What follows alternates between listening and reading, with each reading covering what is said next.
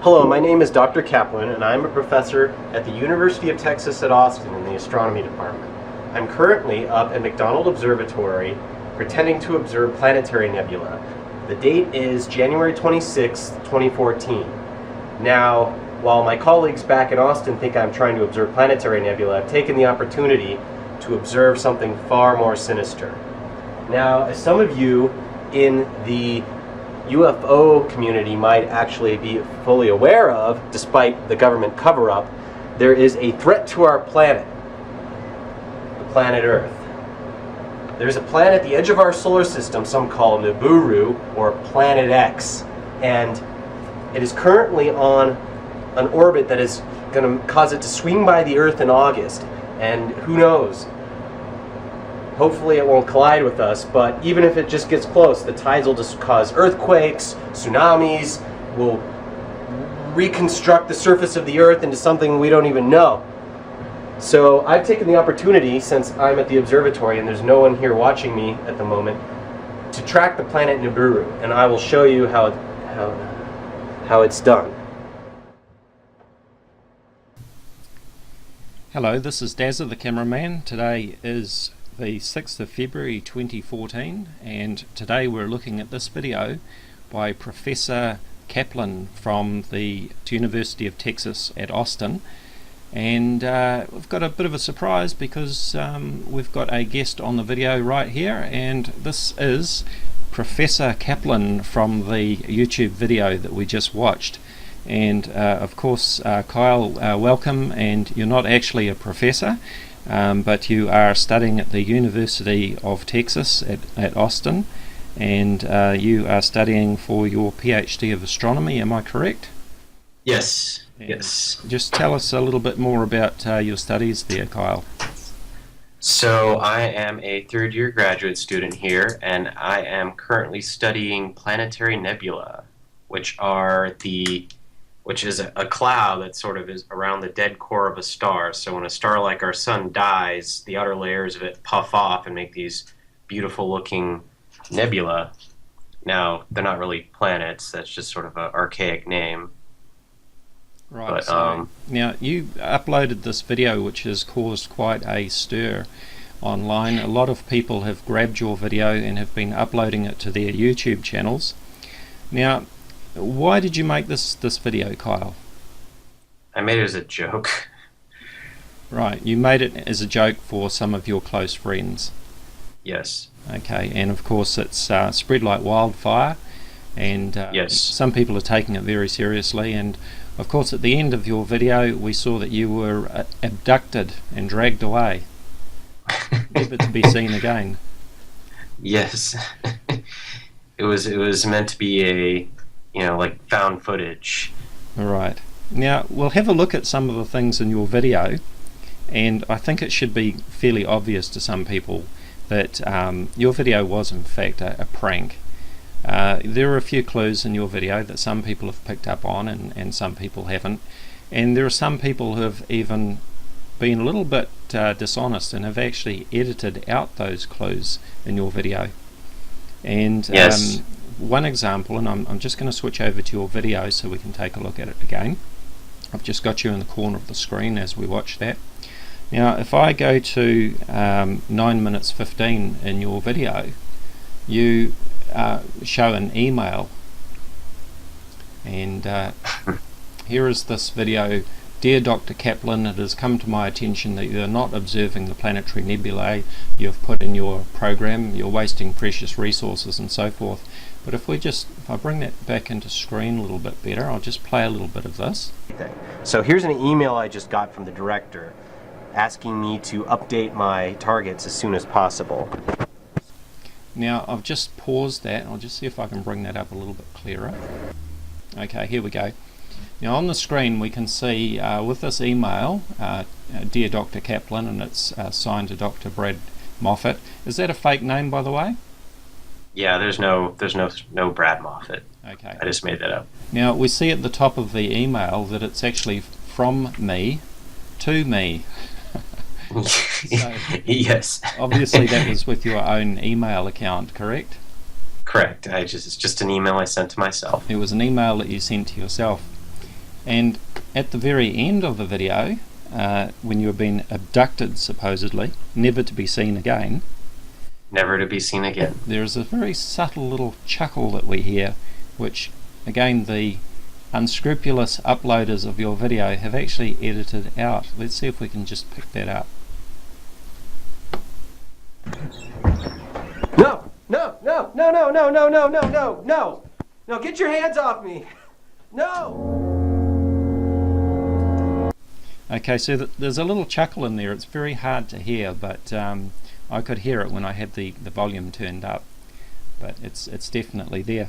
Now, of course, people are going to want to know about the data in your video. And if we go to about 3 minutes 8 seconds in your video, we can see the right ascension and declination data of the object that you were supposedly looking at during your time at the observatory. And we can see the right ascension data here is 4 hours 8 minutes and about 8 seconds, and we've got declination of plus 60 degrees, 56 arc minutes and 43 arc seconds.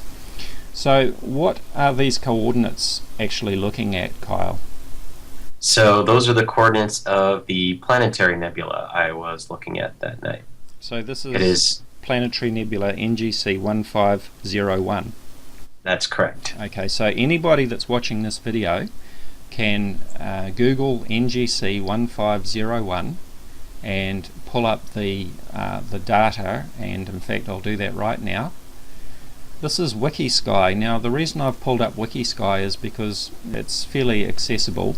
Here we go, this is NGC 1501, and we can see a picture of the planetary nebula here that Kyle was actually imaging on that night, and we can see the right ascension and declination data here. So we've got 4 hours 6 minutes and 59 seconds, and we've got 60 degrees 55 arc minutes and 14.3 arc seconds.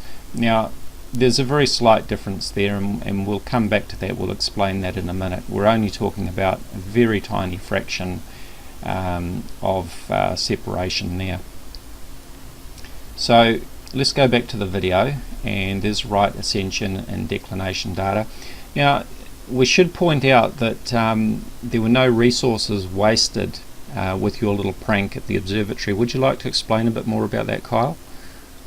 Yeah, so normally when you're taking data, you take an exposure for a certain amount of time. In this case, I was taking 15-minute exposures, so I would have just been sitting there twiddling my thumbs. And in that time, while I'm waiting for the exposure to finish, that's when I filmed the video. So there was no science wasted, no money wasted due to my video. Right. So when I talked to you earlier, you mentioned to me that you actually spend many hours at the observatory. So you would start your calibration at about 4 o'clock in the afternoon. Is that correct? That's correct. And so you work through the night and end up finishing by when? About 8 in the morning. Okay, so it's a pretty long shift. And yes. You've got quite a bit of time to fill in, and normally you might fill in the time by doing what? Reading, watching videos on the internet, that sort of thing. Right. So to take 15 minutes out to put together a funny video to share with your friends is really no big deal, and as we say, there were no resources that were misused or wasted there, of course. Of course. Now I'm going to open up Starry Night here, and we're going to look at those coordinates again. Now here we have NGC 1501, which is the object that Kyle was imaging on the night. Now we've got this yellow target marker in the middle, which are actually the coordinates, and I'll just re-enter them now so that people can see just how close we are to NGC 1501 with those coordinates. So what I'm doing here, and Kyle, I've got you opened in the Skype window in the corner of my screen here. So I'm going to center other coordinates. I'm on the equatorial right ascension and declination entry there. So I'm going to re-enter those coordinates, and from your video, as we saw, It was 40808 and 60 56 43. So when I enter these or center these coordinates, we're going to see Starry Night center on those, then it will zoom out, and then I will zoom back in again, and we'll see how close we are to NGC 1501. Here we go. So we can see a slight adjustment there. Now we're zooming out, and now I'm going to pull that back in. Now the yellow box that we see there is actually the field of view of the imaging device that Kyle was using. Okay, so these are the target coordinates that I've just entered here, and if I shift this over, we can see that NGC 1501 is actually very close to those coordinates. So it's not like Kyle was actually misusing the equipment and centering on an object that wasn't there, or that he shouldn't have been looking at, or anything like that. He was actually looking at NGC 1501, and while the telescope was aimed in that direction, he made up this story about imaging Nibiru. Now I think we've covered off probably the main points. I'm just looking at my list of notes. I think we've covered most of the important points there, unless you can think of some other important points about that. But I know that you do want to move on and talk about some other aspects as well, such as the what you call the wall of silence between the crackpots and the scientists. Go right ahead, Kyle. Alright, so one of the reasons I think this video has become so, I don't know, popular or viral is that, normally there's this sort of separation between, say, people who believe in things like Nibiru and actual and professional astronomers and scientists who work on things out in space. Now, most of the videos you probably see on YouTube about Nibiru are sort of, zoomed in, out of focus, videos of maybe the moon, maybe Venus, or something like that. I think what my video, my joke sort of blew the door open between scientists and people who believe in things like Nibiru is that, I'm actually at an observatory and I'm talking about Nibiru. And so all of a sudden there was this sort of interconnection between, a real astronomer and these, Yeah, it certainly looked very realistic because, well, it was realistic, in fact, because you had obviously had all the equipment there. It was clearly an observatory. You had obviously all the astronomy software running on the screens and so on. So it clearly wasn't a simple hoax set up in someone's mother's basement sort of thing. Right. Yeah. And also, I sort of knew what I was talking about. I was using astronomy terms. It sounded more real than most of the videos, or probably all the other videos you'll see about Nibiru on the internet. Absolutely. Okay. Now, the question I have to ask you, of course, is did the powers that be get to you? No. Of course not. So you aren't under threat of death or some dire fate if you don't say that this was all a prank? No, there's been no agents showing up at my door. I'm not being paid off. There's no one holding a gun back off the video over there. Right. Well, I think it should be pretty obvious to people when we see that the email that you looked at was from you to you, and also the little chuckle at the end, and of course the fact that you're very much alive and well and talking to us and laughing about it. I do know that you're a little bit upset about the way that your video has been misused and uploaded by other people. Do you want to speak on that a little? Yeah, actually, I found it very surprising. People latched onto it really quick. People who believe and work on Nibiru saw it and started copying it and uploading it to the internet and spreading it around. And once I realized that, I decided to take it down. But now it's out there. I've tried to get other people to take it down. I've asked them to take it down, and I've sent copyright infringement notifications because people would steal it and put it up and put ads on it and try and make money off of it. And it's been a really bizarre experience. Right. I guess you certainly didn't expect the sort of response that you've got. As we say, it was a prank that you were sharing with some close friends who I guess were fellow astronomers and so forth, but then it got out there, of course. Yeah. Yeah. Now, it might be interesting just to hear a few comments about Nibiru. Now, I'm an amateur astronomer myself. I'm nowhere near as qualified as you are. In fact, I'm not qualified at all. I'm just an amateur astronomer who's had an interest or a hobby in astronomy ever since I was a child. I've got no formal qualifications. But from my understanding of astronomy, I believe that the closest brown dwarfs to the Earth are 6.5 light years away, which of course is further away than our nearest star, which is 4.3 light years away. Now, if there was a brown dwarf, say within the orbit of Pluto, just how well would that show up to telescopes? That would be easy to see. Right. Especially in the infrared. Okay. I mean, now I've imaged Pluto, a tiny little piece of rock, many millions of miles. I can't remember off the top of my head. You might know. I know it's over a billion miles away.